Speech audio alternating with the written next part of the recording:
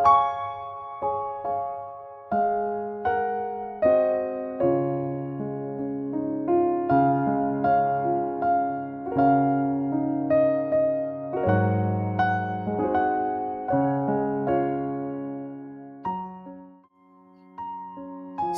kepada saudara-saudara sekalian, umat-umat Tuhan dimanapun Anda berada pada saat ini. Puji syukur kita panjatkan kehadirat Tuhan. Oleh karena kasih sayang Tuhan, pemeliharaan Tuhan, dan kasih karunia Tuhan kepada kita setiap saat. Hingga pada saat ini kita kembali dapat berkumpul untuk mempelajari firman Tuhan dari seri pelajaran Alkitab mingguan. Pada saat ini, tidak terasa kita telah sampai kepada pelajaran yang ke-10. Dan judulnya adalah Yosua Sejati. Saudara-saudara, saya menghimbau bersama dengan tim yang ada di sini. Kami bersyukur dan berterima kasih kepada saudara-saudara yang telah memberikan dukungan kepada pelayanan ini. Dan kami tetap memohon dan menghimbau kepada saudara-saudara sekalian untuk boleh tetap mendukung pelayanan ini, pekabaran firman Tuhan melalui channel YouTube Murid Segala Bangsa, dengan berkontribusi, dengan like video ini, kemudian membagikan dan mensubscribe channel YouTube Murid Segala Bangsa. Dengan hanya melakukan hal itu, saudara-saudara turut serta di dalam membantu pekabaran firman ini boleh sampai kepada umat-umat Tuhan yang sedang membutuhkan terang akan kebenaran firman Tuhan. Dan biarlah pekabaran ini selalu tetap kita dapat lakukan dimanapun kita berada. Dan dengan demikian kita masing-masing berkontribusi untuk mempersiapkan jalan bagi kedatangan Yesus yang kedua kali. Saudara-saudara, kita akan memulai pelajaran pada saat ini. Namun sebelum kita mulai, mari kita menyatukan hati dan pikiran kita bersama dengan Tuhan. Dan Roh Kudus kiranya memimpin pelajaran ini dari awal hingga akhir. Di dalam pelajaran ini, supaya dengan demikian, ini dapat memberikan hikmat dan pengetahuan, dan banyak jiwa-jiwa terberkati. Mari kita berdoa. Ya Tuhan, Bapa kami yang bertahta di dalam kerajaan surga. Terima kasih ya Tuhan atas segala kebaikan yang Tuhan berikan kepada kami. Kami manusia berdosa pada saat ini memohon kekudusan, memohon penyertaan Tuhan, memohon Roh Kudus, sehingga dengan demikian kami dapat melihat keindahan dan kebenaran firman Tuhan. Dan ketika kami melihat kebenaran dan keindahan firman Tuhan itu, kami boleh diajak dan dipanggil untuk lebih dekat kepadamu. Dan kami dapat mengerti akan kehendak Tuhan dan menjadi perbuatan dalam kehidupan kami. Sehingga dengan demikian banyak jiwa-jiwa yang melihat. Dan mereka juga dituntun untuk datang kepada Engkau ya Tuhan. Menyertai seluruh pelajaran dalam firman ini. Biarlah pikiran kami boleh dituntun. Dan biarlah kami masing-masing dapat mengerti. Kami serahkan semuanya jam yang kudus ini ke dalam tangan-Mu. Menyertai hamba-Mu yang akan membagikan dan memaparkan dalam pelajaran ini. Dan juga umat-umat Tuhan yang lain. Yang juga belajar ketika mereka membuka dan mendengar. Dan pada saat ini juga mereka sedang mempelajari. Terima kasih ya Tuhan. Kami serahkan mereka dalam tangan-Mu. Di dalam nama Yesus kami berdoa dan mengucap syukur. Amin. Baik saudara-saudara. Pada saat ini judulnya adalah Yosua Sejati. Dan ayat inti atau ayat hafalan tertulis di dalam 1 Korintus 10 ayat 11. Demikian bunyinya. Semuanya ini telah menimpa mereka sebagai contoh dan dituliskan untuk menjadi peringatan bagi kita yang hidup pada waktu di mana zaman akhir telah tiba. 1 Korintus 10 ayat 11. Baik, kita akan mulai membahas pelajaran ini, Yosua Sejati. Ya, kita telah membaca ayatnya, dan di dalam bagian pendahuluan dalam penjelasan firman Tuhan pada saat ini dikatakan, dalam kitab Yosua terdapat kesan bahwa kehidupan tokoh utamanya menunjuk pada suatu realitas yang jauh lebih besar daripada orang itu sendiri. Kita melihat prinsip ini di seluruh Alkitab, seperti tanah Kanaan, suatu simbol pengharapan kekal kita di bumi yang baru. Dan tentu saja ibadah bait suci di bumi menunjuk pada realitas yang lebih besar. Tetapi Kristus telah datang sebagai imam besar untuk hal-hal yang baik yang akan datang, dengan kemah yang lebih besar dan lebih sempurna, yang tidak dibuat oleh tangan manusia. Artinya, bukan dari ciptaan ini. Tertulis dalam Ibrani 9 ayat 11. Tetapi muncul pertanyaan, dengan cara apa Yosua menunjuk kepada penggenapan di masa depan? Bagaimana kita dapat yakin bahwa penafsiran kitab ini adalah sah? Apa prinsip-prinsip Alkitabiah yang mengendalikan penerapan kitab Yosua pada realitas atau kenyataan perjanjian baru? Dan peristiwa-peristiwa di akhir zaman, ini menjadi pertanyaan bagi kita pada saat ini, dan ini akan dijawab. Pekan ini, kita akan melihat prinsip-prinsip penafsiran Alkitab mengenai tipologi. Kita akan mempelajari bagaimana Alkitab sendiri itu mengandung indikator-indikator tipologi dan bagaimana kehidupan Yosua menubuatkan pelayanan Mesias dan menunjuk kepada simbolisme yang digenapi di dalam gereja dan juga di dalam penggenapan sejarah manusia. Kita telah menyelesaikan pendahuluan di hari Sabtu dalam pelajaran ini, dan kita akan masuk kepada pelajaran hari Minggu. Pelajaran hari Minggu judulnya adalah Tipologi Alkitabiah. Pelajari ayat-ayat berikut yang mengacu pada berbagai tipe dan cobalah untuk mendefinisikan apa yang dimaksud dengan tipologi Alkitab. Ayat-ayatnya ada tertulis di sini, saya langsung baca. Roma 5 ayat 14, 1 Korintus 10 ayat 1-13, dan Ibrani 8 ayat 5, dan Ibrani 9 ayat 23. Roma 5 ayat 14. Sungguh pun demikian, maut telah berkuasa dari zaman Adam sampai kepada zaman Musa, juga atas mereka yang tidak berbuat dosa dengan cara yang sama seperti yang telah dibuat oleh Adam, yang adalah gambaran Dia yang akan datang. Kemudian 1 Korintus 10 ayat 1-13, aku mau supaya kamu mengetahui, saudara-saudara, bahwa nenek moyang kita semua berada di bawah perlindungan awan, dan bahwa mereka semua telah melintasi laut untuk menjadi pengikut Musa. Mereka telah semua dibaptis dalam awan dan dalam laut. Mereka semua makan makanan rohani yang sama, dan mereka semua minum minuman rohani yang sama, sebab mereka minum dari batu karang rohani yang mengikuti mereka, dan batu karang itu ialah Kristus. Tetapi sungguh pun demikian, Allah tidak berkenan kepada bagian yang terbesar dari mereka, karena mereka ditewaskan di padang gurun.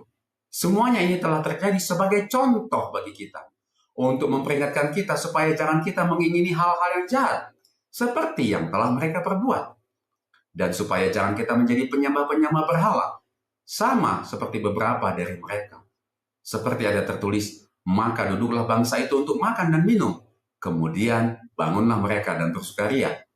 Janganlah kita melakukan percabulan seperti yang dilakukan oleh beberapa orang dari mereka, sehingga pada satu hari telah tewas 23.000 orang.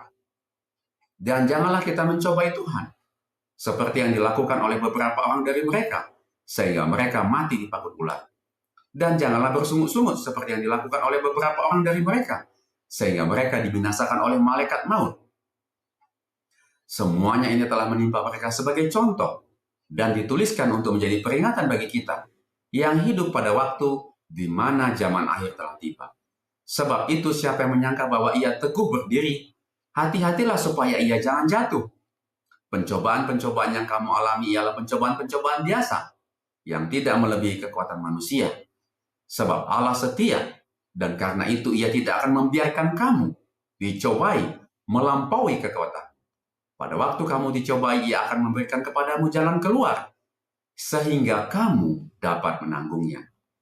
Kemudian Ibrani 8 ayat 5, pelayanan mereka adalah gambaran dan bayangan dari apa yang ada di surga. Sama seperti yang diberitahukan kepada Musa ketika ia hendak mendirikan kemah. Ingatlah, demikian firman-Nya, bahwa engkau membuatnya itu bahwa engkau membuat semuanya itu menurut contoh yang telah ditunjukkan kepadamu di atas gunung itu. Ibrani 9 ayat 23, jadi segala sesuatu yang melambangkan apa yang ada di surga haruslah ditahirkan secara demikian, tetapi benda-benda surgawi sendiri oleh persembahan-persembahan yang lebih baik daripada itu. Ayat-ayat Alkitab ini menggunakan istilah tipe dalam bahasa Yunani typos atau antitipe dalam bahasa Yunani antipos untuk merujuk pada cara penulis Perjanjian Baru mendefinisikan hubungan antara teks atau perjanjian atau peristiwa Perjanjian Lama dan maknanya di zamannya sendiri atau di masa depan. Tipologi adalah penafsiran spesifik tentang orang, peristiwa, atau lembaga yang menunjuk kepada Yesus, atau realitas-realitas lain yang terkandung di dalam Injil. Tipe berhubungan dengan antitipenya, sebagai suatu bentuk penuh atau hampa yang mencerminkan bentuk aslinya. Bahkan jika bentuk yang terakhir, yaitu antitipenya, lebih memenuhi tujuan dari tipe tersebut. Jadi, tipe Alkitabiah dibentuk menurut rancangan ilahi yang telah ada secara konkret atau secara konseptual di dalam pikiran Allah dan berfungsi untuk membentuk kegenapan di masa depan atau antitipe. Sangatlah penting untuk memahami bahwa para penulis Perjanjian Baru tidak secara sembarangan mengaitkan makna tipologis kepada beberapa teks Perjanjian Lama untuk menyampaikan suatu maksud. Suatu tipe Perjanjian Lama selalu divalidasi dalam tulisan-tulisan nubuat sebelum memperoleh penggenapan antitipikalnya dalam Perjanjian Baru. Di sini kita dicontohkan mengenai Daud. Lihatlah bagaimana Daud muncul di dalam Perjanjian Lama dan kemudian bagaimana dia digambarkan dalam Perjanjian Baru. Pelajaran apakah yang dapat kita pelajari tentang bagaimana tipologi berfungsi dari contoh ini? Nah, kita akan lihat di sini ada 3, yaitu mengenai Daud, kemudian Daud baru, dan Daud tipikal. Dan kemudian di sini ada ayatnya. Mari kita baca dulu ayatnya.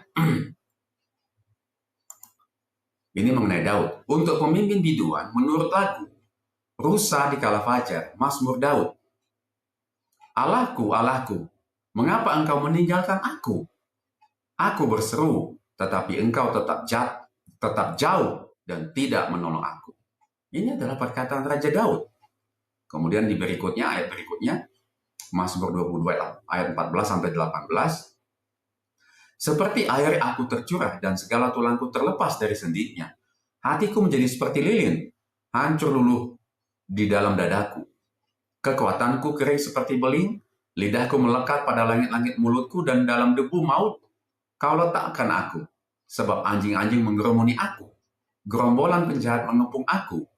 Mereka menusuk tangan dan kakiku. Segala tulangku dapat kuhitung. Mereka menonton.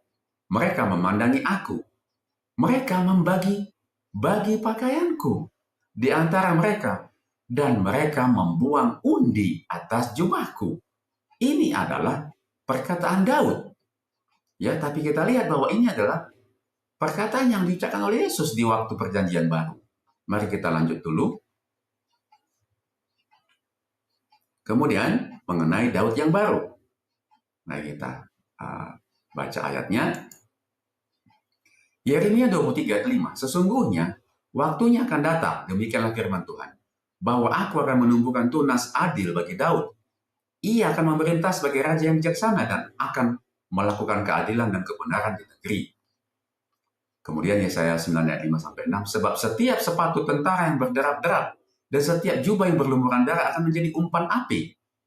Sebab seorang anak telah lahir untuk kita, seorang putra telah diberikan untuk kita, lambang pemerintahan ada di atas bahunya, dan namanya disebutkan orang penasihat ajaib, Allah yang perkasa, Bapa yang kekal, Raja damai. Kemudian Yesaya 11 ayat 1-5, suatu tunas akan keluar dari tunggul Isai, dan taruk yang akan tumbuh dari pangkalnya akan berbuah.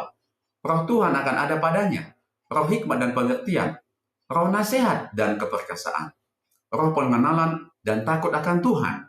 Ya, kesenangannya ialah takut akan Tuhan. Ia tidak akan menghakimi dengan sekilas pandang saja atau menjatuhkan keputusan menurut kata orang, tetapi ia akan menghakimi orang-orang lemah dengan keadilan dan akan menjatuhkan keputusan terhadap orang-orang yang tertindas di negeri dengan kejujuran. Ia akan menghajar bumi dengan perkataannya seperti dengan tongkat, dan dengan nafas mulutnya ia akan membunuh orang fasik.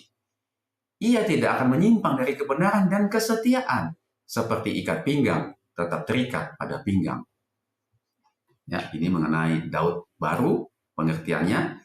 Kemudian ini mengenai penggenapannya atau Daud antitipikal. Ya, kita baca Yohanes 16 ayat 24. Karena itu, mereka berkata kepada yang lain, janganlah kita membaginya menjadi beberapa potong, tetapi baiklah kita membuang undi untuk menentukan siapa yang mendapatnya. Demikianlah hendaknya supaya genaplah apa yang ada tertulis di dalam kitab suci. Mereka membagi-bagi pakaianku di antara mereka, dan mereka membuang undi atas jubahku. Hal itu telah dilakukan prajurit-prajurit itu. Ini adalah yang terjadi pada Yesus.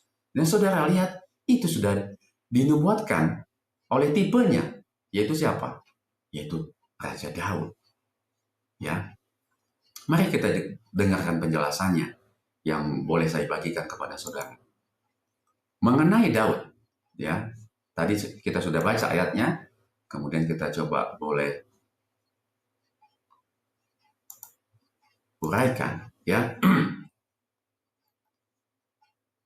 Daud sebagai pribadi, raja dan penyembah berfungsi sebagai tipe Mesias yang akan datang. Ya.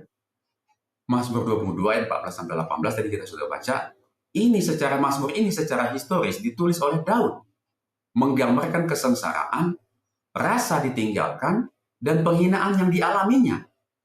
Namun bahasanya sangat spesifik, sehingga melampaui pengalaman Daud, menjadi nubuatan yang tepat tentang penderitaan dan penyaliban Yesus. Pelajarannya adalah Daud adalah tipe raja yang menderita dan nabi yang diabaikan. Pengalamannya menciptakan pola penderitaan mesianik. Ya. Kemudian kita akan lihat keterangan yang di Daud yang baru tadi. Tadi kita sudah baca ayatnya dan kita akan coba dengarkan keterangan yang bisa menambah pengertian kita. Para nabi kemudian mengambil pola Daud, raja ideal yang dijanjikan, dan meramalkan tunas yang benar dari garis keturunannya.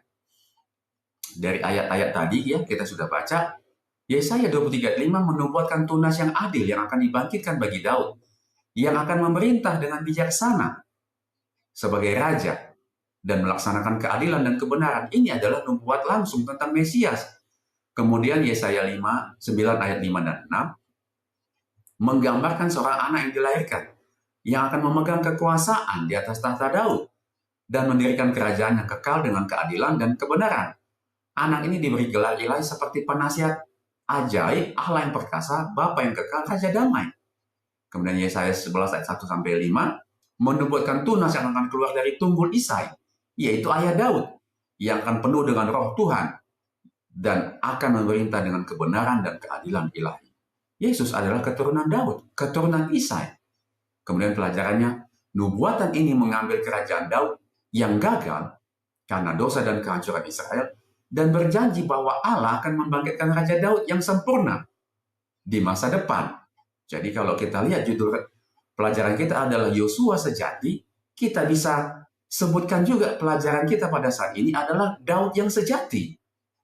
Ya, yaitu Mesias atau Yesus yang akan datang. Ya, nubuat inilah yang memvalidasi Daud sebagai tipe mesianik. Kemudian Daud antitipikal keterangannya, ya saya coba bagikan kepada saudara di sini.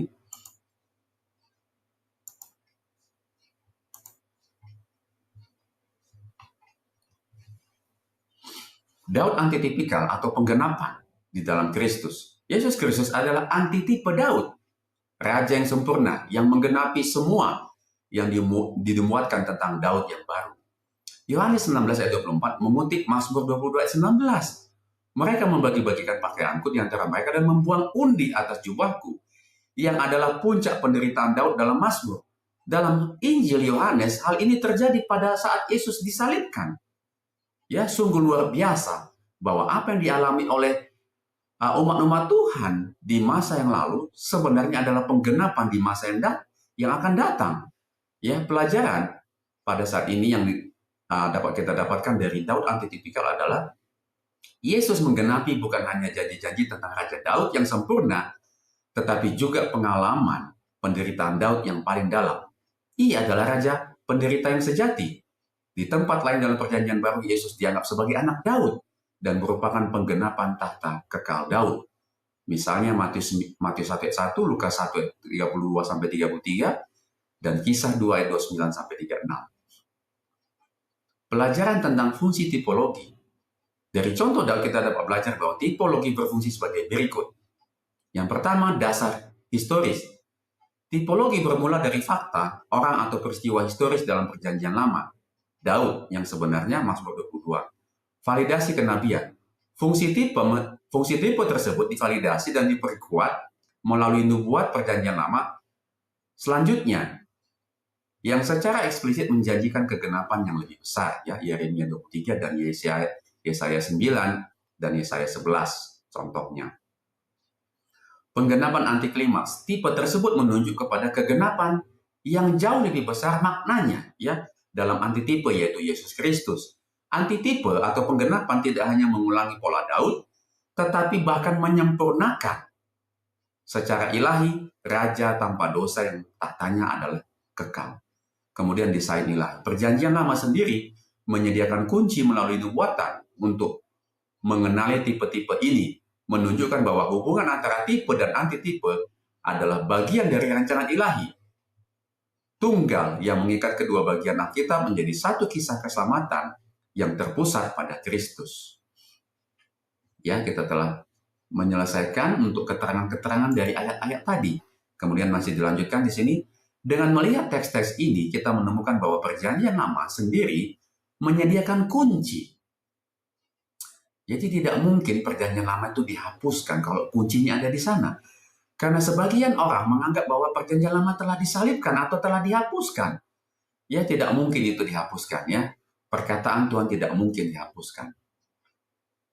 Kita menemukan bahwa Perjanjian Lama sendiri menyediakan kunci untuk mengidentifikasi dan menerapkan tipe-tipe di dalam Alkitab. Artinya, para penulis Perjanjian Baru yang kitab sucinya adalah Perjanjian Lama, itu diilhami oleh Roh Kudus untuk menggunakan tipe-tipe Perjanjian Lama untuk menyatakan kebenaran sekarang. 2 Petrus 1 ayat 12. Khususnya tentang Yesus dan pelayanannya. Kita telah menyelesaikan pelajaran hari Minggu. Nah, kita akan memasuki pelajaran hari Senin. Pelajaran hari Senin, judulnya adalah tipe dan antitipe. Para penafsir Alkitab tidak dapat secara sembarangan memutuskan apa yang merupakan suatu tipe Alkitabiah atau bagaimana tipe tersebut digenapi di dalam Perjanjian Baru, dan seterusnya. Alkitab sendiri menyediakan beberapa kontrol dan prinsip-prinsip untuk penerapan tipologi Alkitabiah. Demikian pula Perjanjian Baru menyingkapkan penggenapan antitipikal dari suatu tipe dalam 3 fase yang berbeda. Yang pertama, di dalam kehidupan Kristus, itu adalah penggenapan kristologis. Kemudian di dalam pengalaman gereja, itu adalah penggenapan eklesiologis. Kemudian yang ketiga, di akhir zaman, itu adalah penggenapan eskatologis. Kita dapat menemukan tipe-tipe dan antitipe ini di seluruh Alkitab. Dan mereka sangat membantu dalam menunjukkan kepada para pembaca bagaimana memahami Alkitab dan kebenaran-kebenaran apa yang diajarkan firman Tuhan tentang Yesus, keselamatan, dan pengharapan akhir yang kita miliki. Lihatlah tipe-tipe Perjanjian Lama berikut ini. Israel, Keluaran, dan tempat kudus. Jadi kita akan ada belajar 3 tipe dan disertai dengan ayat-ayatnya yang ayat-ayat ini digenapi dalam 3 fase tadi. 3 fase penggenapan atau antitipikal. Secara kristologis, eklesiologis, dan eskatologis. Yang pertama, mengenai Israel. Fase kristologis di dalam Matius 2 ayat 15. Dan tinggal di sana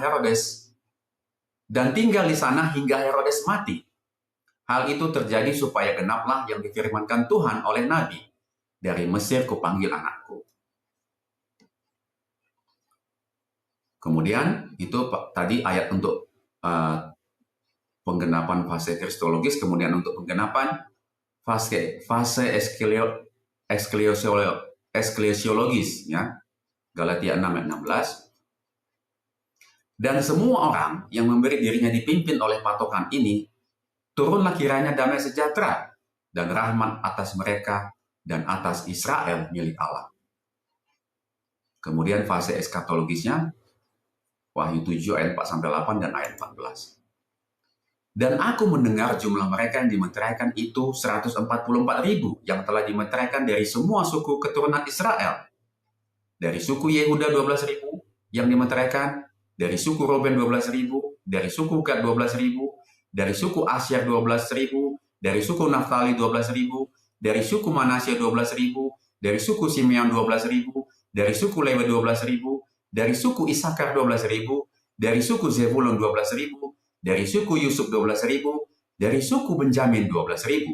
Kemudian Wahyu 7 ayat 14, maka kataku kepadanya, Tuanku, Tuhan mengetahuinya, lalu ia berkata kepadaku, mereka ini adalah orang-orang yang keluar dari kesusahan yang besar, dan mereka telah mencuci jubah mereka dan membuatnya putih di dalam darah anak domba.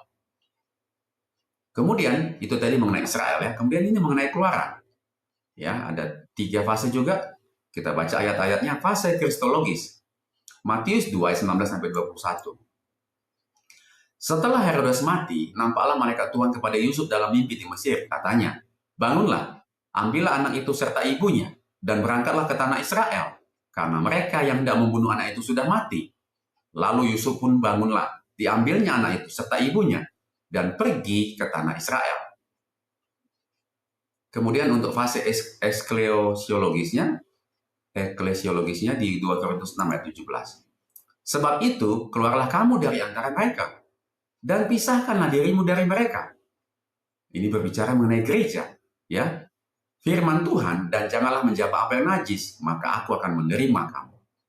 Ya, ini fase ekklesiologisnya. Kemudian fase eskatologisnya dalam Wahyu 18 ayat 4. Lalu aku mendengar suara lain dari surga berkata, ya, ini penggenapan di akhir zaman, pergilah kamu, hai umatku, hai gereja, hai kamu dan saya, pergilah daripadanya supaya kamu jangan mengambil bagian dalam dosa-dosanya.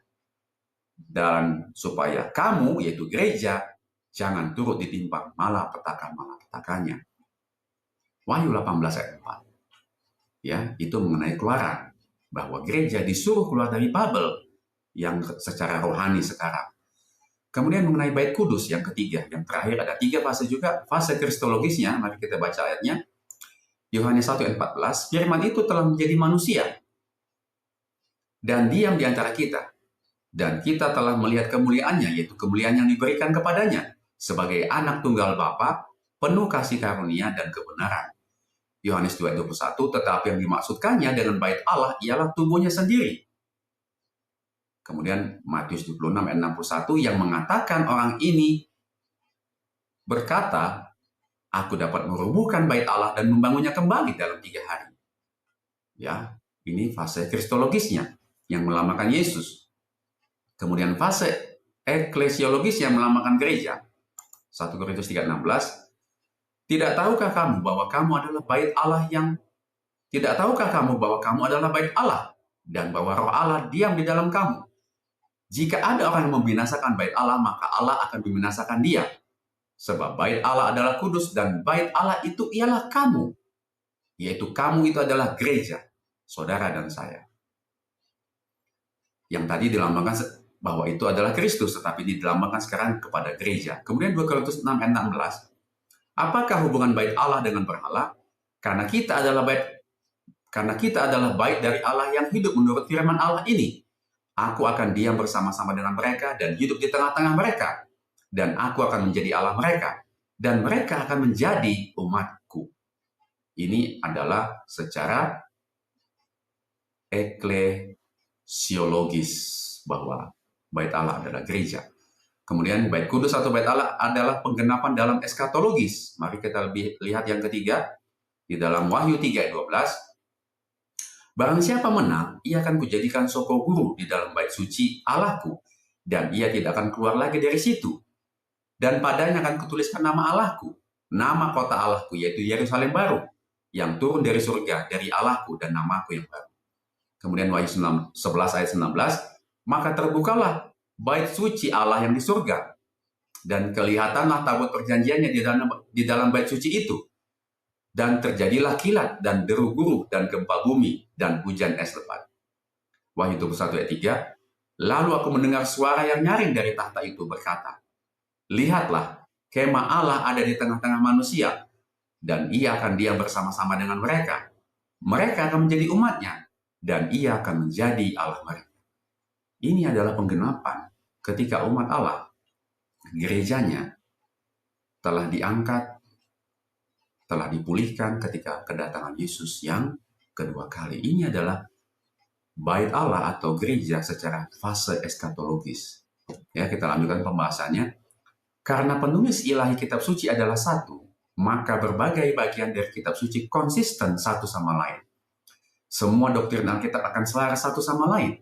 Penafsiran dari masing-masing bagian akan selaras dengan totalitas apa yang akan diajarkan Alkitab tentang suatu subjek tertentu.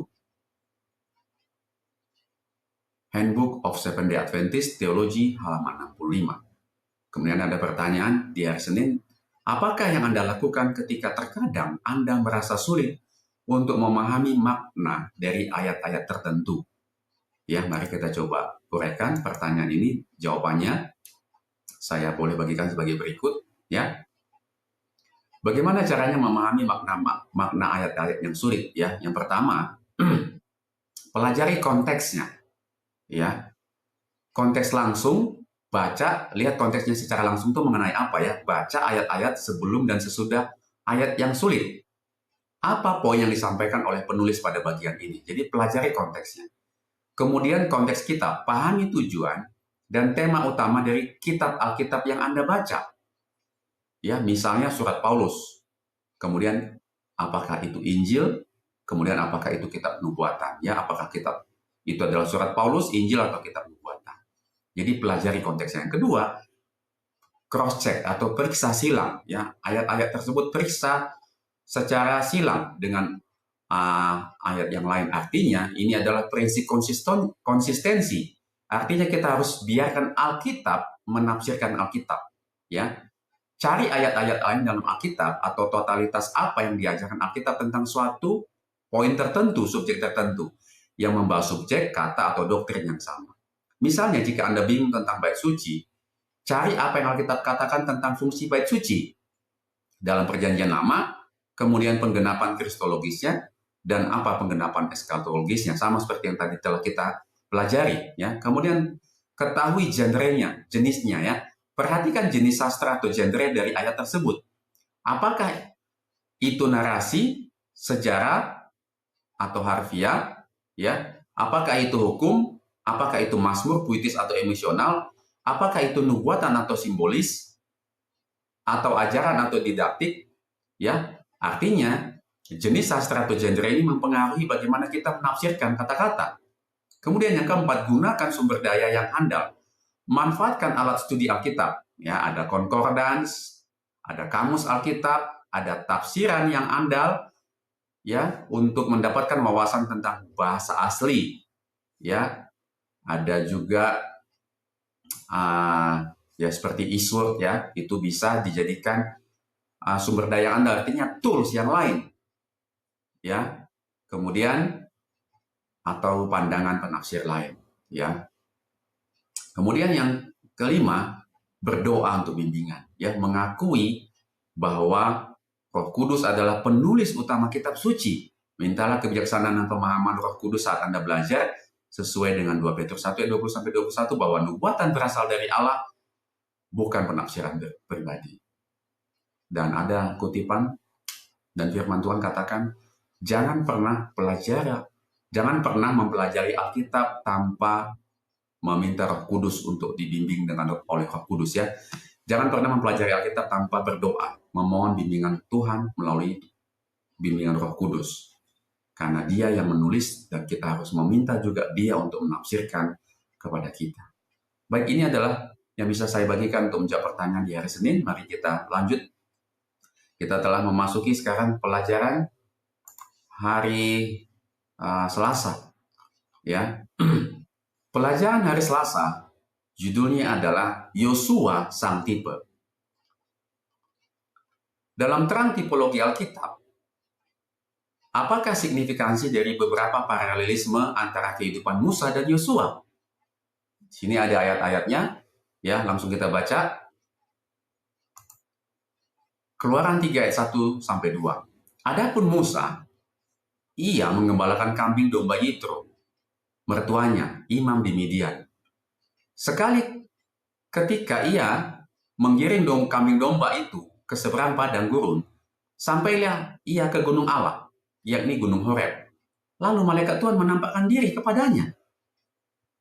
Di dalam nyala api yang keluar dari semak duri. Lalu ia melihat dan tampaklah semak duri itu menyala, tetapi tidak dimakan api. Kemudian lihat yang terjadi pada Yosua, ya. Yosua 1 ayat 1 sampai 3. Sesudah Musa hamba Tuhan itu mati, berfirmanlah Tuhan kepada Yosua bin Nun, abdi Musa itu. Demikian, hambaku Musa telah mati. Sebab itu bersiaplah sekarang. Seberangilah sungai Yordan ini. Engkau dan seluruh bangsa ini menuju negeri yang akan kuberikan kepada mereka, kepada orang Israel itu. Setiap tempat yang akan diinjak oleh telapak kakimu kuberikan kepada kamu, seperti yang telah kujanjikan kepada Musa. Kemudian bilangan 13 ayat 1 sampai 2, Tuhan berfirman kepada Musa, suruhlah beberapa orang mengintai tanah Kanaan yang akan kuberikan kepada orang Israel. Dari setiap suku nenek moyang mereka haruslah kau suruh seorang, semuanya pemimpin-pemimpin di antara mereka. Kemudian Yosua 2 ayat 1, Yosua bin Nun dengan diam-diam melepas dari Sitim 2 orang pengintai. Katanya, jadi Yosua pun disuruh oleh Tuhan mengirimkan pengintai sama seperti kepada Musa. Pergilah, amat-amatilah negeri itu dan kota Yeriko. Maka pergilah mereka dan sampailah mereka ke rumah seorang perempuan Sunda yang bernama Rahab, lalu tidur di situ. Keluaran 3 ayat 5. Lalu ia berfirman, janganlah datang dekat-dekat, tanggalkanlah kasutmu dari kakimu, sebab tempat di mana engkau berdiri itu adalah tanah yang kudus. Dan hal ini juga terjadi kepada Yosua dalam Yosua 5 ayat 15, dan panglima bala tentara Tuhan itu berkata kepada Yosua. Jadi Tuhan juga bertemu kepada Yosua, tanggalkanlah kasutmu dari kakimu, sebab tempat engkau berdiri itu kudus. Dan Yosua berbuat demikian. Dan di sini kita dapat lihat dari ayat-ayat ini, Yosua mengalami apa yang dialami oleh siapa? Oleh Musa. Seperti yang kita temukan di pekan pertama, Yosua ditampilkan sebagai Musa yang baru, yang di dalam kehidupan generasi kedua mengulangi langkah-langkah yang paling penting mengenai Eksodus, keluaran dari Mesir. Sama seperti Musa, dia ditugaskan melalui perjumpaan pribadi dengan Tuhan. Di bawah kepemimpinan keduanya, ketenaran Israel di antara bangsa-bangsa menimbulkan rasa takut. Musa memimpin Israel menyeberangi Laut Teberau, sementara Yosua memimpin Israel menyeberangi Sungai Yordan. Secara ajaib, kedua pemimpin tersebut diingatkan akan pentingnya sunat dan Paskah. Mana mulai turun pada zaman Musa dan berakhir pada zaman Yosua. Keduanya diperintahkan untuk melepaskan sandal mereka. Tangan kedua mereka yang terulur menandakan kemenangan bagi Israel. Musa memberikan instruksi pembagian tanah dan pendirian kota-kota perlindungan. Yosua melaksanakan instruksi tersebut. Keduanya memberikan pidato perpisahan kepada bangsa itu dan memperbaharui perjanjian umat di akhir pelayanan mereka. Pelajarilah Ulangan 18 ayat 15-19, Ulangan 34 ayat 10-12, Yohanes 1 ayat 21, Kisah Para Rasul 3 ayat 22-26, dan Kisah Para Rasul 7 ayat 37. Siapa yang menggenapi nubuat Musa tentang seorang nabi seperti dirinya? Bagaimanakah Yosua masuk ke dalam gambaran ini? Ya, apakah perkataan Musa pada saat nubuatannya tentang seorang nabi seperti dirinya, apakah ini memang tepat kepada Yosua? Ya, ini maksud pertanyaannya. Mari kita buka ayat-ayatnya untuk melihat apakah benar demikian. Ulangan 18 ayat 15-19. Seorang nabi dari tengah-tengahmu, dari antara saudara-saudaramu, sama seperti aku akan dibangkitkan bagimu oleh Tuhan Allahmu. Dialah yang harus kamu dengarkan. tepat seperti yang kamu minta dahulu kepada Tuhan Allahmu di gunung Horeb pada hari perkumpulan dengan berkata, tidak mau aku mendengar lagi suara Tuhan Allahku dan api yang besar ini tidak mau aku melihatnya lagi supaya jangan aku mati. Lalu berkatalah Tuhan kepadaku, apa yang dikatakan mereka itu baik. Seorang nabi akan kubangkitkan bagi mereka dari antara saudara mereka. Seperti engkau ini, aku akan menaruh firmanku dalam mulutnya dan ia akan mengatakan kepada mereka segala yang kuperintahkan kepadanya. Orang yang tidak mendengarkan segala firmanku yang akan diucapkan nabi itu demi namaku, daripadanya akan kutuntut pertanggungjawaban. Ulangan 34 ayat 10-12, seperti Musa yang dikenal Tuhan dengan berhadapan muka, tidak ada lagi nabi yang bangkit di antara orang Israel dalam hal segala tanda dan mukjizat yang dilakukannya atas perintah Tuhan di tanah Mesir terhadap Firaun dan terhadap semua pegawainya dan seluruh negerinya. Dan dalam hal segala perbuatan kekuasaan dan segala kedahsyatan yang besar yang dilakukan Musa di depan seluruh orang Israel. Yohanes 1 ayat 21. Lalu mereka bertanya kepadanya, kalau begitu siapakah engkau? Elia? Dan ia menjawab, bukan. Engkau nabi yang akan datang? Dan ia menjawab, bukan. Ya, itu adalah mengenai Yesus ya. Kemudian kisah Rasul 3 ayat 22-26. Bukankah telah dikatakan Musa, Tuhan Allah akan membangkitkan bagimu seorang nabi dari antara saudara-saudaramu sama seperti aku? Dengarkanlah dia dalam segala sesuatu yang akan dikatakannya kepadamu. Dan akan terjadi bahwa semua orang yang tidak mendengarkan nabi itu akan dibasmi dari umat kita. Dan semua nabi yang pernah berbicara mulai dari Samuel dan sesudah dia telah bernubuat tentang zaman ini. Kamulah yang mewarisi nubuat-nubuat itu dan mendapat bagian dalam perjanjian yang telah diadakan Allah dengan nenek moyang kita. Ketika ia berfirman kepada Abraham, oleh keturunanmu, semua bangsa di bumi akan diberkati. Dan bagi kamulah pertama-tama Allah membangkitkan hambanya dan mengutusnya kepada kamu, supaya ia memberkati kamu dengan memimpin kamu masing-masing kembali dari segala kejahatan. Yang terakhir kisah Rasul 7 ayat 37, Musa ini pula lah yang berkata kepada orang Israel, seorang nabi seperti aku ini dibangkitkan Allah bagimu dari antara saudara-saudaramu. Benarkah ini ditujukan kepada Yosua? Mari kita lihat penjelasannya. Kehidupan Yosua adalah penggenapan sebagian dari nubuat yang dibuat oleh Musa. Saudara lihat, ini adalah penggenapan sebagian dari nubuat yang dibuat oleh Musa. Berarti ada penggenapan yang utuhnya itu digenapkan kepada siapa? Namun, nubuat Musa belum menggenapi dalam arti yang sepenuhnya. Dalam arti yang sepenuhnya, nubuat tersebut hanya dapat dicapai atau digenapi oleh siapa? Oleh Mesias. Ya, dia mengenal Bapa secara intim. Yohanes 1 ayat 14 dan 18. Dia benar dan menyatakan Allah dengan jujur. Ya, Lukas 10 ayat 22 dan Yohanes 14 ayat 6, Matius 22 dan Matius 22 ayat 16. Allah sungguh-sungguh menaruh firman-Nya di dalam mulutnya, Yohanes 14 ayat 24. Jadi, kehidupan Musa memang benar menggambarkan kehidupan Yosua, tetapi kehidupan mereka berdua, yaitu kehidupan Musa dan Yosua, sesungguhnya adalah menjadi gambaran siapa? Yesus, Sang Mesias yang akan datang. Luar biasa bahwa kita dapat lihat kehidupan Musa dan Yosua sebenarnya menggambarkan akan kedatangan siapa? Yesus Sang Mesias yang akan datang. Semakin kita mempelajari Alkitab, semakin kita dapat melihat bahwa penggenapan-penggenapan dari tipe menjadi antitipe ini sangat-sangat indah, dan semakin kita rindu untuk apa? Mempelajarinya. Seberapa pentingkah Yesus dalam perjalanan Anda? Pertanyaan di hari apa ini? Di hari Selasa, ya. Pertanyaan di hari Selasa, seberapa pentingkah Yesus dalam perjalanan Anda dengan Tuhan? Ini pertanyaan bersifat pribadi sebenarnya kepada saudara ya dan kepada saya sendiri. Seberapa pentingkah Yesus dalam perjalanan hidup Anda dan saya? Ya, bersama dengan Tuhan. Mengapa Yesus dan apakah yang telah Dia lakukan untuk Anda dan saya harus menjadi dasar dari seluruh pengalaman kekristenan Anda dan saya? Mari kita coba jawab pertanyaan ini ya.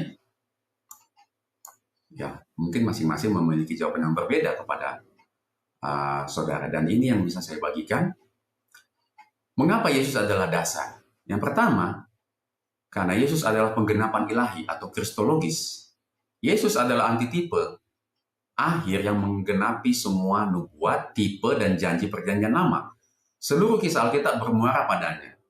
Ya, Lukas 24 ayat 27 dan ayat 44. Jika kita memisahkan diri kita dari Yesus, kita kehilangan kunci untuk memahami keseluruhan kitab suci. Kemudian, Yesus adalah satu-satunya jalan keselamatan. Yesus adalah dasar dari keselamatan kita, Efesus 2 ayat 8-9. Melalui hidupnya yang sempurna, kematiannya yang menjadi korban penebusan dan kebangkitannya, ia menjadi satu-satunya pengantara antara Allah dan manusia. Kemudian kehadiran Allah, ya, atau bait suci sejati. Yesus adalah Immanuel. Allah menyertai kita dan bait suci yang sejati. Perjalanan kita dengan Tuhan tidak mungkin terjadi tanpa kehadirannya yang kekal, yang memungkinkan kita untuk memiliki akses kepada Bapa. Yohanes 14 ayat 6. Apa yang telah Ia lakukan bagi kita? Yang pertama, Ia telah menebus kita dari hukuman dosa. Yang kedua, oleh karena kita berdosa, Ia telah mendamaikan kita dengan Allah, menembus, mendamaikan, dan yang ketiga, Ia telah menghidupkan kita kembali melalui Roh Kudus, karena akibat dosa kita mengalami kematian, ya, tetapi Ia telah menghidupkan kita kembali melalui Roh Kudus. Yang terakhir, yang menjadi janji bagi kita, bahwa Ia telah menjamin warisan kekal kita untuk kembali ke rumah Bapa, mendapatkan kehidupan kekal, dan kita akan hidup selama-lamanya. Pentingnya Yesus adalah bahwa Ia bukan hanya panutan moral atau guru hebat, tetapi Dia adalah penebus yang sempurna. Pengalaman Kristen adalah respon penuh syukur dan iman kepada Yesus Kristus yang hidup, yang telah membeli kita dengan darahnya. Kita telah menyelesaikan pelajaran hari Selasa, dan kita akan memasuki pelajaran hari Rabu. Ya. Pelajaran hari Rabu judulnya adalah Yosua Sejati, Sang Antitipe. Kisah Yosua harus dilihat melalui prisma tipologi. Peperangan yang dilakukan oleh Yosua adalah peristiwa bersejarah yang merupakan bagian penting dari sejarah Israel. Tujuan dari semua perang ini adalah agar bangsa Israel dapat mendiami tanah perjanjian, di mana mereka dapat menikmati warisan yang telah ditentukan dengan damai dan membangun sebuah masyarakat baru yang didasarkan pada prinsip-prinsip hukum Tuhan. Kemudian para penulis perjanjian lama seperti Yesaya menggambarkan pekerjaan Mesias juga adalah membagikan tanah, pusaka yang sunyi sepi kepada umatnya. Yesaya 49 ayat 8. Dengan menggunakan terminologi yang sama yang sering digunakan dalam kitab Yosua. Sebagaimana tugas Yosua adalah membagi-bagikan tanah kepada bangsa Israel, demikian juga Mesias yang digambarkan sebagai Yosua baru memberikan warisan rohani kepada umat Israel baru. Bacalah Ibrani 3 ayat 7 sampai Ibrani 4 ayat 11. Bagaimanakah perjanjian baru menegaskan bahwa Yosua, Musa yang baru, adalah tipe dari Yesus Kristus. Mari kita baca Ibrani 3 ayat 7 sampai 19. Sebab itu, seperti yang dikatakan Roh Kudus pada hari ini, jika kamu mendengar suaranya, janganlah keraskan hatimu, seperti dalam kegeraman pada waktu pencobaan di padang gurun, di mana nenek moyangmu mencobai aku dengan jalan menguji aku. Sekalipun mereka melihat perbuatan-perbuatanku 40 tahun lama.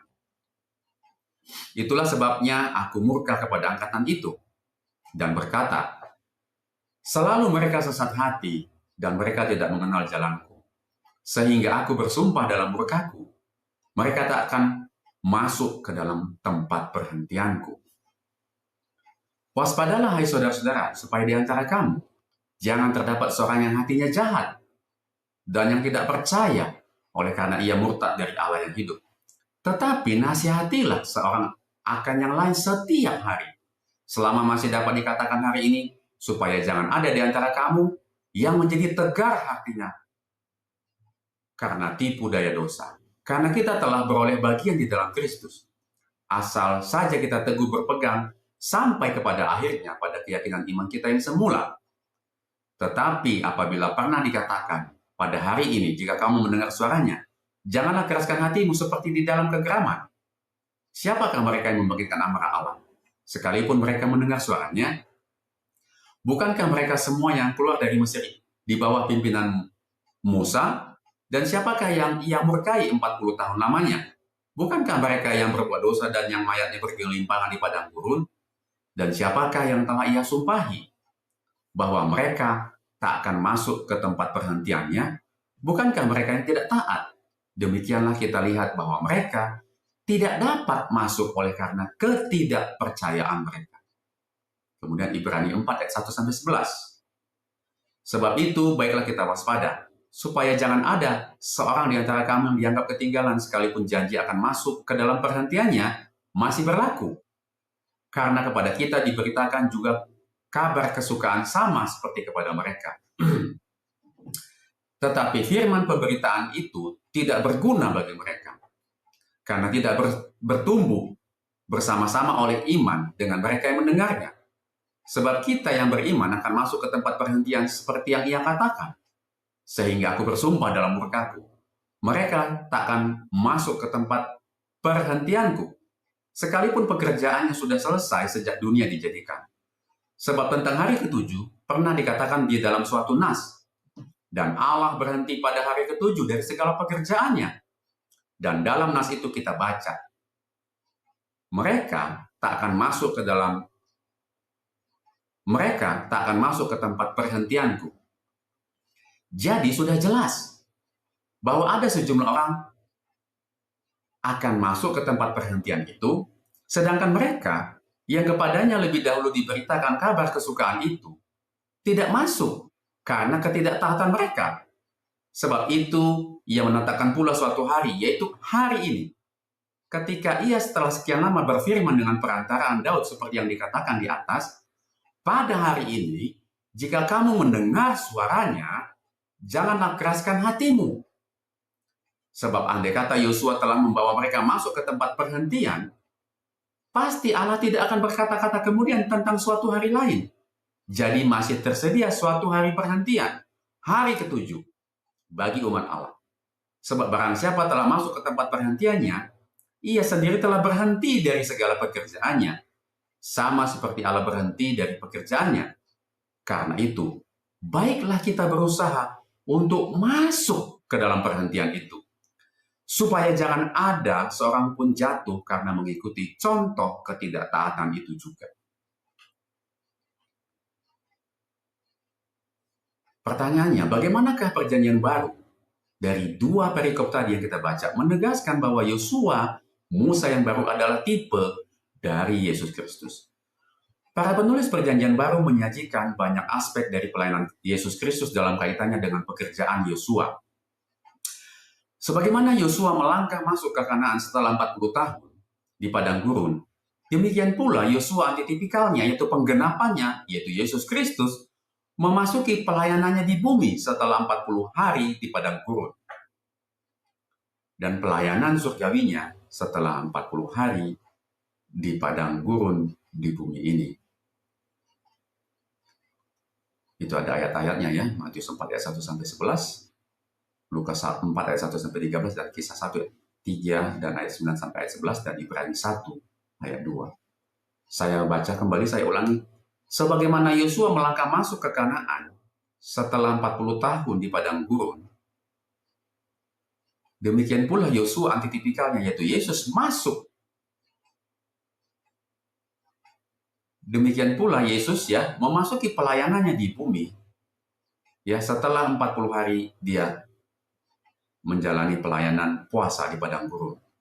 Ya kan, dan pelayanan surgawinya setelah 40 hari di padang gurun di bumi ini. Setelah pembaptisan Yesus di Sungai Yordan, menyeberangi Sungai Yordan, para penulis Injil mengutip Mazmur 2 ayat 7 dan Yesaya 40 ayat 1. Mazmur mesianis dan lagu tentang hamba Yahweh yang menderita. Ya, di situ ada ayat-ayatnya.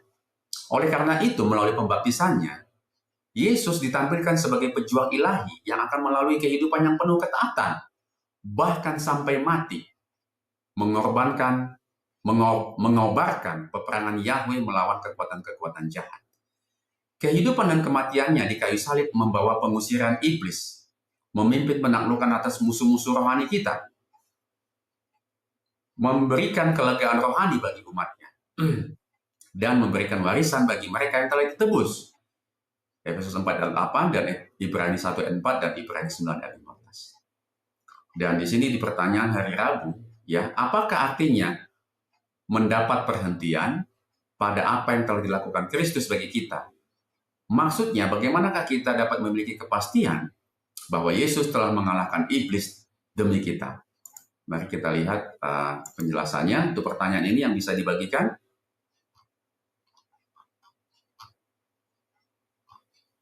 Ya, apa artinya mendapatkan perhentian di dalam Kristus?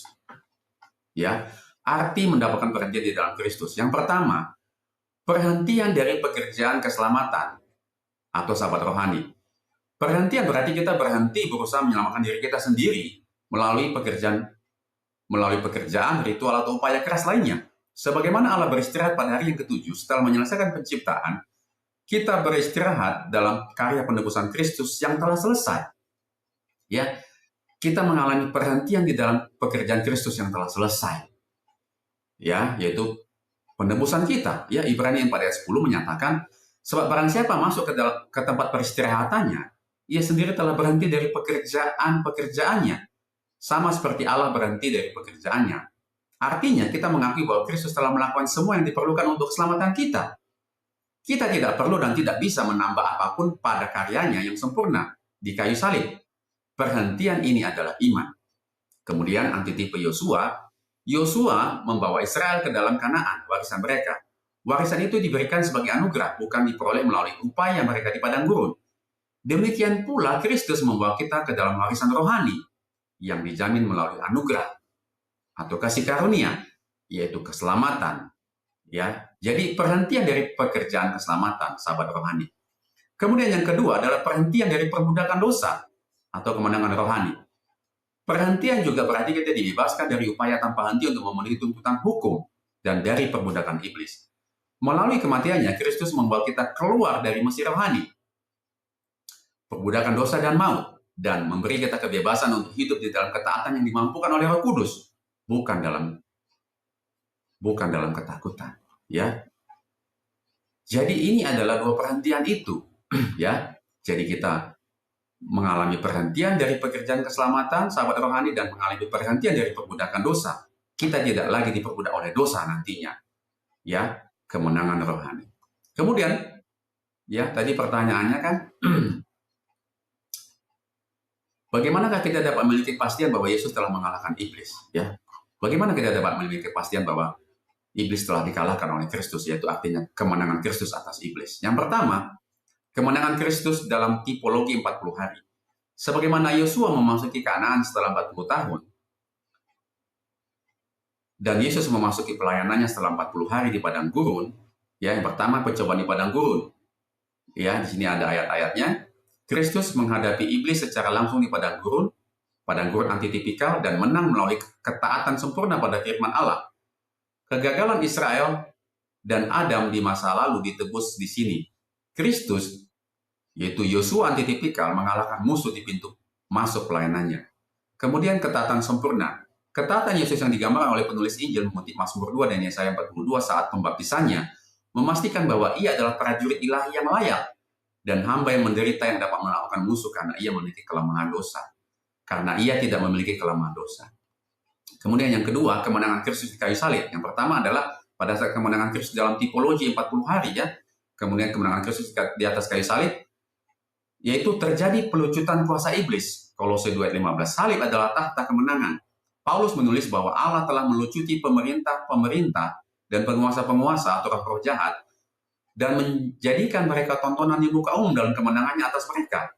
Kristus telah melucuti senjata iblis. Kemudian membebaskan tawanan, Efesus 4 ayat 8. Sebagaimana Yosua menaklukkan musuh dan mengusir mereka dari tanah warisan Kristus. Dari tanah warisan, Kristus menaklukkan kuasa iblis di Golgota, Efesus 4 ayat 8 mengutip Mazmur 68 yang berbicara tentang Tuhan yang naik ke tempat yang tinggi, menawan tawanan-tawanan. Ia merujuk pada Kristus yang memimpin tawanan atau umatnya, yaitu kita, keluar dari kekuasaan iblis. Jadi Yesus telah membebaskan kita dengan kematiannya di kayu salib. Ya, sudah melucuti senjata iblis atau kuasanya. Dia membebaskan kita, membebaskan tawanan, dan dia pun menghapuskan maut. Ya, maut tidak ada lagi berkuasa bagi kita kalau kita sudah di dalam Kristus.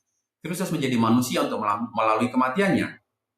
Kristus menjadi manusia untuk melalui kematiannya, ia dapat membinasakan dia yang memiliki kuasa maut, yaitu iblis.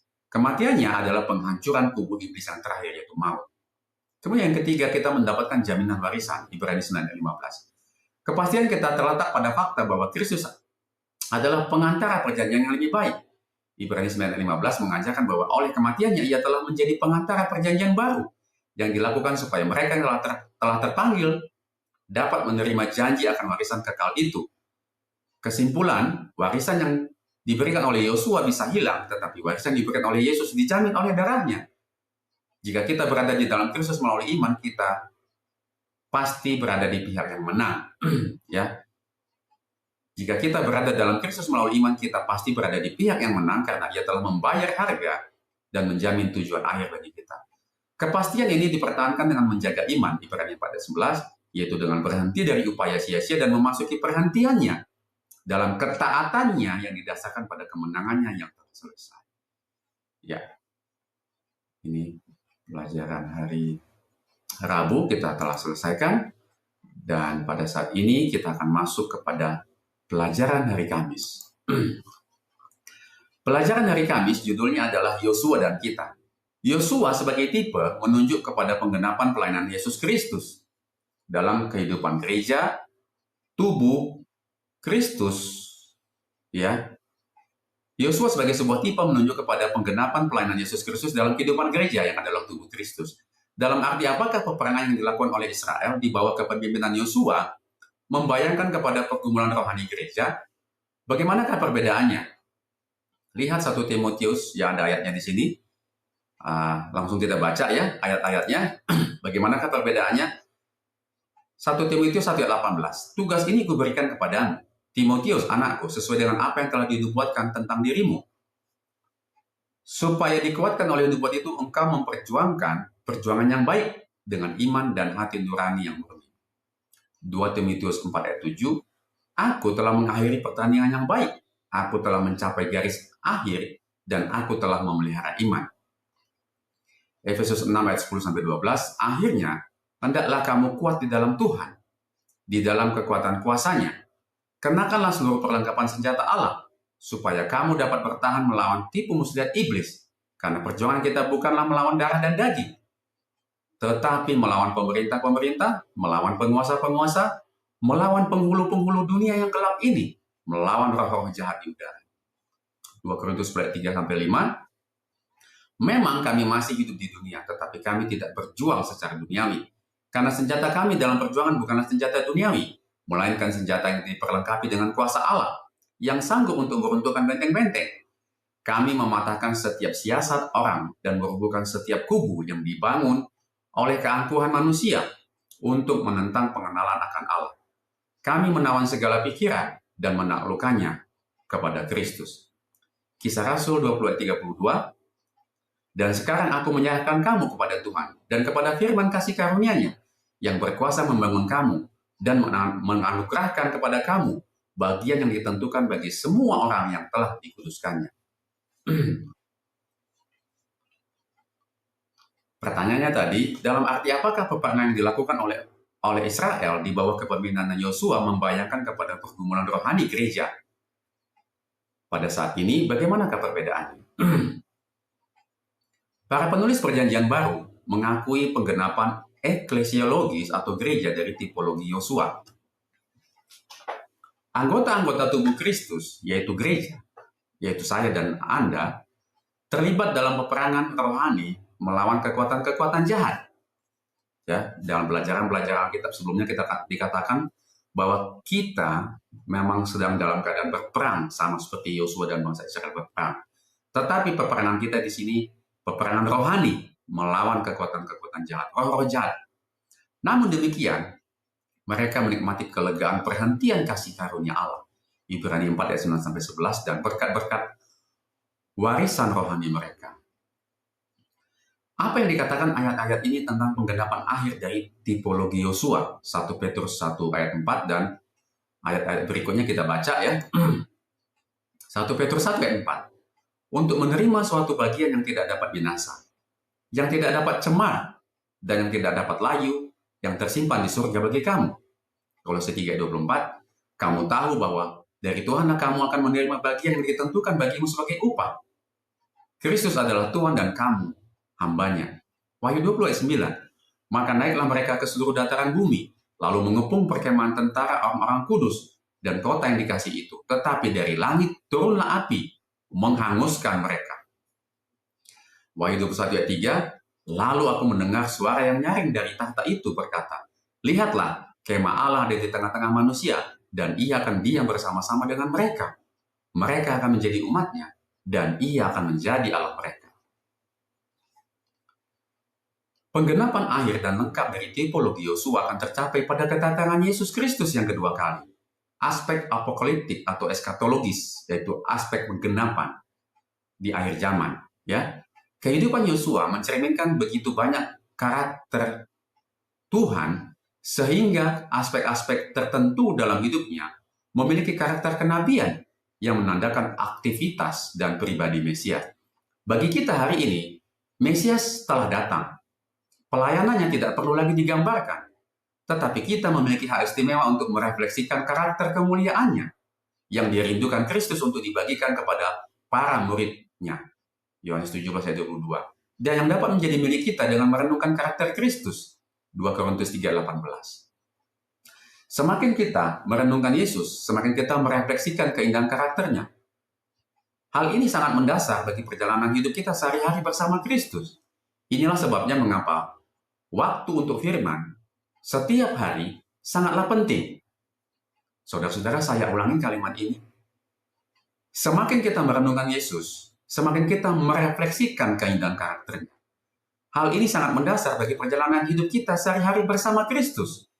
Itulah sebabnya dikatakan mengapa waktu untuk firman setiap hari sangatlah penting. Inilah sebabnya mengapa kita juga harus meluangkan waktu untuk merenungkan kehidupan, karakter, dan ajaran Yesus. Ya, dengan melihat kita diubahkan. Dengan membaca ini, saya teringat dengan salah satu kutipan ya di buku Roh Nubuat Dikirimkan Segala Zaman. Kutipannya kurang lebih berbunyi demikian, adalah baik bagi kita, bagi saya dan saudara untuk merenungkan kehidupan Yesus Kristus, membaca perjalanan kehidupan Yesus, terlebih dikatakan saat-saat menjelang kematiannya. Ya, ada poin khusus terlebih pada saat menjelang saat-saat dia akan disalibkan, menjelang kematiannya. Karena dikatakan dengan melihat kita diubahkan. Yosua sang tipe bertanya kepada bangsa Israel, berapa lama lagi kamu menunda untuk pergi dan menduduki negeri yang diberikan Tuhan Allah nenek moyangmu kepadamu? Yosua 18 ayat 3. Bagaimanakah Yesus sang antitipe dari Yosua akan mengungkapkan pertanyaan tersebut pada masa kini? Jadi ada pertanyaan, bagaimanakah Yesus yang menggenapi Yosua ini akan mengungkapkan pertanyaan tersebut pada masa kini? Ya, kurang lebih apa pertanyaannya pada saat sekarang ya? Mari kita lihat uraian dari pertanyaan tersebut yang bisa saya bagikan. Ya, yang pertama, ya ini ada jawabannya, hanya ada dua aspek yang bisa menggenapi. Ya, pertanyaannya jadinya bisa berbunyi demikian kepada kita. Ya, pertanyaan itu akan bertransformasi. Ya, pertanyaan berapa lama lagi kamu menunda untuk pergi dan menduduki negeri yang diberikan Tuhan Allah nenek moyangmu kepadamu, ini menjadi sebuah teguran ya terhadap kelambanan dan ketidakpercayaan dalam mengklaim warisan yang telah tersedia. Yesus sang antitipe akan mengungkapkan pertanyaan ini pada masa kini dalam konteks rohani dan eskatologis yang menyangkut dua aspek. Aspek yang pertama adalah aspek ketaatan dan karakter. Dalam konteks merefleksikan karakter Kristus bisa menjadi diubahkan 2 Korintus 3:18. Berapa lama lagi kamu akan menunda untuk menyerahkan sepenuhnya dirimu kepada Roh Kudus? Ini pertanyaan yang bisa dihadapkan kepada kita pada saat ini, ya secara rohani. Berapa lama lagi kamu akan menunda untuk menyerahkan sepenuhnya dirimu, ya diri Anda dan saudara dan saya, ya kepada Roh Kudus, ya agar aku dapat mewujudkan karakterku yang kudus sepenuhnya di dalam hidupmu, di dalam hidup saudara dan saya, sehingga kamu dapat beristirahat dari pekerjaanmu sendiri. Pertanyaan ini menantang kita untuk berhenti menunda penyerahan diri dan untuk aktif merenungkan Kristus agar karakternya dapat tercermin. yang merupakan bagian dari menikmati perhentian rohaninya, Ibrani 4 ayat 9-11. Jadi yang pertama, aspek ketaatan dan karakter. Yang kedua, aspek amanat agung dan kedatangan akhir. Artinya, setelah kita taat dan karakter Kristus itu hadir dalam hidup kita, maka aspek ini akan mengikuti, yaitu aspek amanat agung dan kedatangan akhir. Yaitu akan apa? Ya, aspeknya jadi berapa lama lagi kamu akan menunda untuk menerima dan memberitakan kepastian warisan yang kekal yang telah aku amankan bagi kamu dan mempersiapkan dirimu untuk memasuki perhentianku yang sempurna pada kedatanganku. Artinya akan timbul pertanyaan yang baru setelah kamu tahu siapa aku dan kamu taat dan karakter Kristus Yesus ada di dalam hidup kita, di dalam hidup gerejanya, saudara dan saya.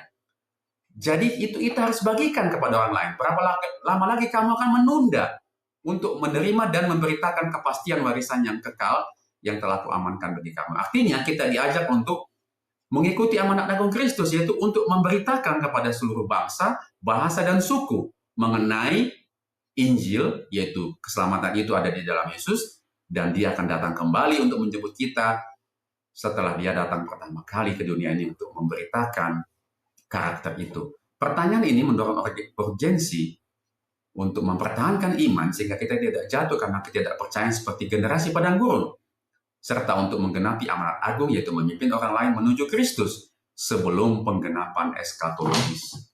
Ya, puji Tuhan kita telah menyelesaikan pelajaran hari Sabtu sampai hari Kamis, dan kita sekarang akan memasuki pelajaran yang terakhir, yaitu pelajaran hari Jumat.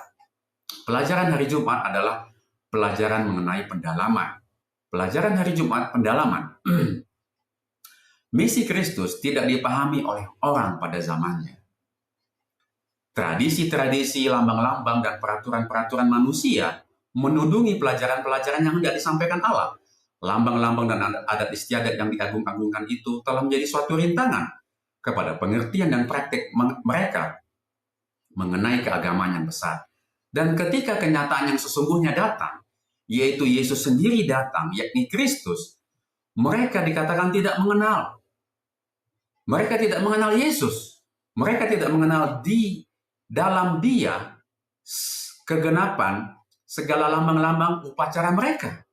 Mereka melakukan upacara-upacara telah digenapi dengan kedatangan Yesus sendiri, tapi mereka dikatakan mereka tidak mengenal Yesus.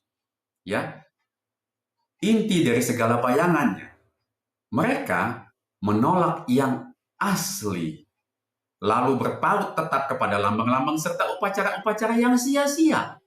Putra Allah telah datang, tetapi mereka tetap saja meminta suatu tanda.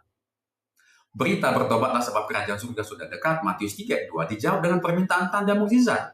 Injil Kristus merupakan batu sandungan bagi mereka, sebab mereka menuntut tanda-tanda gantinya seorang juru selamat. Mereka mengharapkan Mesias supaya membuktikan pengakuannya dengan tindakan-tindakan yang gagah perkasa untuk mendirikan kerajaannya di atas reruntuhan kerajaan-kerajaan dunia. Harapan-harapan seperti ini dijawab Kristus dalam bentuk perumpamaan seorang penabur, bukan dengan kekuatan angkatan bersenjata, bukan pula dengan kekerasan.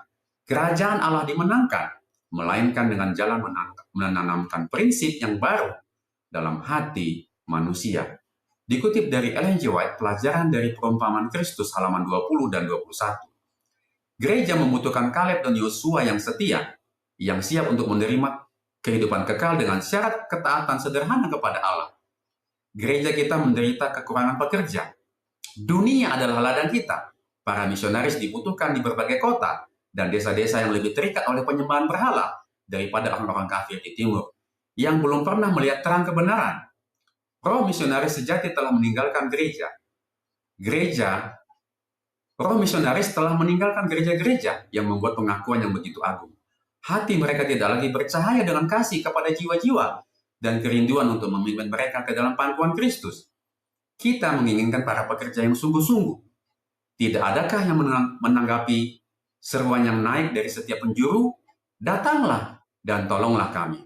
Dikutip dari Ellen G. White Testimonies for the Church halaman 156. Dikutip dari Ellen G. White Testimonies for the Church jilid 4 halaman 156. Puji Tuhan, kita telah menyelesaikan panggilan di dalam bagian pendalaman, ya. materi firman Tuhan dalam pendalaman, kita akan masuk kepada pertanyaan-pertanyaan untuk diskusi. Di bagian pendalaman ini ada pertanyaan-pertanyaan untuk diskusi, ada 4 pertanyaan. Ya, mari kita langsung masuk kepada pertanyaan pertama. Bagaimanakah tipologi Alkitab menolong Anda untuk lebih memahami pelayanan Yesus Kristus demi Anda? Mari kita lihat jawabannya. Bagaimanakah tipologi Alkitab ini menolong kita untuk lebih memahami pelayanan Yesus Kristus demi kita, manusia berdosa? Yang pertama, tipologi ini memberikan konteks sejarah. Ya, tipologi menunjukkan bahwa pelayanan Yesus bukanlah tindakan acak atau baru, tetapi adalah puncak dari sejarah keselamatan yang telah direncanakan Allah sejak semula. Sebagai contoh, Yesus adalah antitipe dari Paskah, bait suci, imamat, dan keluaran. Kemudian tipologi ini menjelaskan kegenapan. Tipologi membantu kita melihat bahwa Yesus adalah kenyataan yang sesungguhnya, atau antitipe, yaitu penggenapannya, dari semua bayangan atau tipenya. Perjanjian Lama, dari Perjanjian Lama maksudnya, ini menjelaskan mengapa para pemimpin agama pada zaman-zamannya, yaitu pada zaman Yesus, gagal mengenalinya. Mereka fokus kepada lambang-lambang serta upacara-upacara yang sia-sia, daripada tujuan akhir dari lambang tersebut, yaitu Kristus sendiri. Kemudian menegaskan keilahiannya. Melalui tipologi, Yosua dan Musa atau Daud, kita melihat bahwa Yesus menggenapi bukan hanya janji-janji nubuatan lisan, tetapi juga pola kehidupan dan pekerjaan yang ditetapkan Allah dengan sempurna dan tanpa cacat. Hal ini memperkuat otoritasnya sebagai anak Allah dan Mesias. Ya, itu pertanyaan yang pertama. Ya, pertanyaan yang kedua, dalam hal apakah peperangan rohani kita seperti penaklukan Kanaan dan bagaimanakah itu berbeda? Ya, mari kita lihat uraiannya. Peperangan rohani kita versus penaklukan Kanaan. Persamaan apa yang sama? Ya, pertama, kesamaannya adalah tujuan. Ya, kita sama-sama merebut warisan. Peperangan yang sama antara, ya jadi peperangan rohani dan peperangan penaklukan Kanaan itu apa yang sama dan apa yang tidak sama ya. Di sini yang sama adalah tujuannya sama, merebut warisan. Sama-sama punya tujuan. Tujuan Yosua adalah menduduki tanah perjanjian, yaitu warisan secara fisik. Tetapi tujuan kita adalah merebut dan memelihara atau memiliki warisan rohani. Ya, warisan rohani kita, yaitu kehidupan di dalam Kristus, kelegaan kasih karunia Allah, dan karakter ilahi. Kemudian musuh yang nyata, ya, sama-sama punya musuh yang nyata. Yosua menghadapi bangsa-bangsa Kanaan yang jahat dan menentang Allah. Kita menghadapi musuh rohani yang nyata, yaitu iblis dan kuasa-kuasa kegelapan, Efesus 6 ayat 12. Dan juga benteng-benteng pertahanan pribadi dalam diri kita, yaitu kesombongan dan pikiran yang menentang Kristus. Ya, 2 Korintus 10 ayat 4-5. Kemudian, mengalami kemenangan melalui ketaatan. Dua-duanya peperangan baik secara fisik, literal Yosua dan bangsa Israel dengan peperangan rohani kita, dua-duanya akan dimenangkan melalui ketaatan. Ya, kemenangan Israel bergantung pada ketaatan yang sederhana pada perintah Allah, seperti dalam kasus Yeriko, dalam cerita Yeriko, dan kemenangan kita dalam hidup Kristen hanya mungkin melalui ketaatan iman pada firman Kristus. Kemudian perbedaannya apa? Apa yang berbeda? Yang pertama, sifat senjata. Yosua menggunakan senjata fisik, pedang, tombak, dan trompet. Kita menggunakan senjata rohani, yaitu iman, kebenaran, damai sejahtera, dan firman Allah, dan doa. Efesus 6 ayat 13-18. Kemudian, lokasi pertempuran yang berbeda ya. Lokasi pertempuran Yosua bertempur di tanah geografis, ya secara fisik tanah geografis di tanah Kanaan. Kita bertempur di dalam hati dan pikiran kita, 2 Korintus 10 ayat 5. Dan dalam lingkup spiritual yang tidak terlihat. Kemudian prinsip kekerasan. Penaklukan Kanaan melibatkan pemusnahan musuh yang ditentukan oleh Allah secara kekerasan. Tetapi peperangan rohani kita ditandai dengan kasih, pengampunan, kelemah lembutannya juga ya, kesabaran, berjuang untuk menyelamatkan jiwa, bukan menghancurkan daging. Ya, ini dia pertanyaan untuk menjawab pertanyaan nomor 2. Kemudian pertanyaan nomor 3. Renungkanlah penggenapan penuh dari tipologi Yosua. Bagaimanakah gambaran dunia tanpa rasa sakit, penderitaan, dan kematian memberi kita pengharapan yang nyata dalam pergumulan hidup sehari-hari. Pengharapan nyata dari penggenapan penuh tipologi Yosua, ya. Yang pertama, tujuan dari perjuangan. Hal ini menegaskan bahwa perjuangan dan penderitaan kita bukanlah akhir cerita. Kanan Yosua hanyalah sekilas, warisan Kristus adalah kekal. Ini memberi kita perspektif eskatologis, membantu kita menanggung kesulitan dengan mengetahui bahwa semua air mata akan apa? Dihapus. Ya. Kemudian kepastian kemenangan Kristus. Tipologi Yosua meyakinkan kita bahwa Yesus telah mengalahkan musuh terbesar, dosa, iblis, dan kematian, dan menjamin warisan yang tidak dapat binasa. 1 Petrus 1:4. Pengharapan kita tidak didasarkan pada keinginan, tetapi pada fakta historis dan janji ilahi yang dijamin oleh anak Allah, Yosua sejati. Motivasi ketaatan, pengharapan akan keabadian memotivasi kita untuk hidup kudus saat ini. Sebagaimana Yosua menantang Israel untuk berhenti menunda-menuduh tanah mereka, pengharapan kekal mendorong kita untuk berusaha untuk masuk ke dalam peristirahatan yang kekal. Peristirahatan itu, yaitu di dalam Ibrani 4 ayat 11, yaitu hidup dalam ketaatan yang berbuah dan tidak jatuh karena ketidakpercayaan. Ya, itu pertanyaan nomor 3. Dan pertanyaan yang terakhir, pertanyaan nomor 4, ya, Yosua mencerminkan karakter Allah sampai pada tingkat membayangkan pelayanan Kristus. Apakah cara-cara praktis yang dapat Anda lakukan untuk mengizinkan Yesus merefleksikan karakternya di dalam diri Anda secara lebih lengkap? Ya, cara-cara praktis apa yang dapat kita lakukan untuk merefleksikan karakter Yesus ya lebih lengkap? Yang pertama, cara-cara sederhana apa? Merenungkan firman dan Kristus, melihat untuk diubahkan tadi ya. Praktek harian, alokasikan waktu untuk merenungkan kehidupan, karakter, dan ajaran Yesus. Seperti yang dicontohkan dalam Injil, apa yang Yesus lakukan pada saat itu ya. 2 Korintus 3:18 mengatakan bahwa dengan melihat, menatap kemuliaan Tuhan, atau Kristus kita diubahkan menjadi gambarnya. Jadi, merenungkan firman dan Kristus yaitu mengambil waktu untuk merenung, ya, alokasikan waktu kita. Kemudian yang kedua, ketaatan sederhana dan implisit, praktek harian. Jadilah Kaleb dan Yosua yang setia, seperti yang dikutip oleh Ellen G. White, yang menerima kehidupan kekal dengan syarat ketaatan yang sederhana. Ini berarti menerapkan prinsip-prinsip hukumnya, bukan melalui upaya keras, tetapi melalui iman dan ketergantungan pada Roh Kudus. Aplikasi, ambil tindakan ketaatan yang spesifik setiap hari. Ya, contohnya seperti mengampuni seseorang yang menyakiti Anda, atau mengatakan kebenaran alih-alih berbohong, kemudian dengan mengandalkan kekuatan Kristus yang ada di dalam Anda. Kemudian yang ketiga, mengembangkan roh misionaris, kasih kepada jiwa-jiwa. Praktek harian, lawan penyembahan berhala atau idola modern di hati kita seperti ego, kenyamanan, atau ketakutan dengan kasih kepada jiwa-jiwa. Yosua memimpin Israel untuk mengambil warisan-warisan mereka. Kita dipanggil untuk membantu orang lain menemukan warisan rohani mereka. Aplikasinya, aktif mencari peluang untuk melayani dan membagikan pengharapan tentang Yesus kepada orang-orang di sekitar kita, baik di kota maupun di desa. Dengan demikian mencerminkan kasih Kristus yang rela berkorban. Dengan berfokus pada Kristus, antitipe yang sejati, penggenapan yang sejati, kita mempraktekkan ketaatan yang datang dari iman dan kasih yang secara otomatis memampukan kita untuk merefleksikan karakternya. Puji Tuhan, kita telah menyelesaikan pertanyaan-pertanyaan di bagian hari Jumat di bagian pendalaman. Dan kita telah selesai ya membahas pelajaran ini ya, pelajaran dari Yosua yang sejati ya.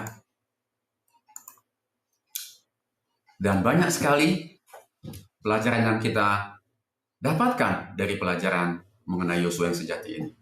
Ya, memang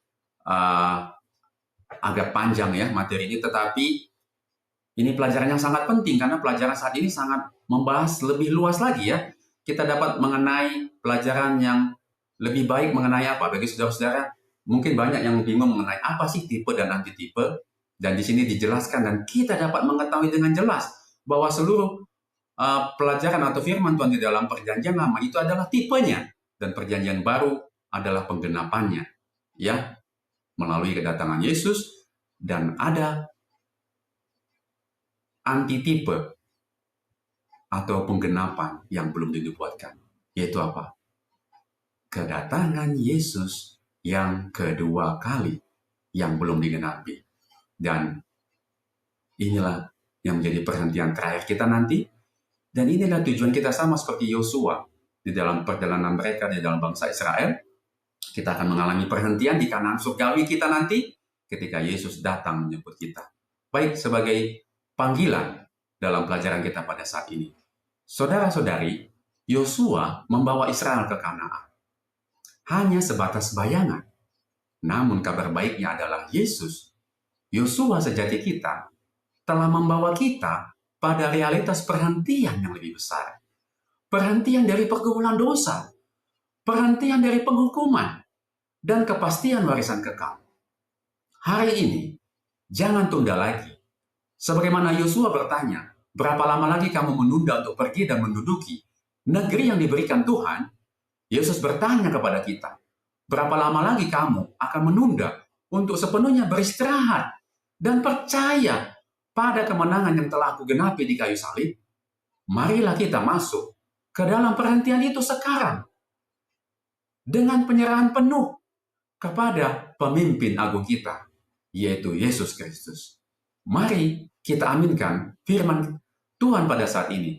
Biarlah panggilan ini menjadi bagian dari saudara dan saya. Mari kita berdoa. Ya Tuhan Bapa kami yang bertahta di dalam kerajaan surga. Terima kasih atas kebaikan Tuhan kepada kami. Engkau memberikan jaminan kepada kami. Engkau memberikan perhentian yang sejati kepada kami. Perhentian untuk berhenti percaya sepenuhnya, meletakkan beban itu kepada Engkau ya Tuhan. Terima kasih atas perhentian sejati yang Kau berikan kepada kami. Dari segala kepenatan kehidupan kami di dunia ini, kehidupan yang berdosa, bahwa kami boleh memiliki perhentian sejati. Dan genaplah firman Tuhan.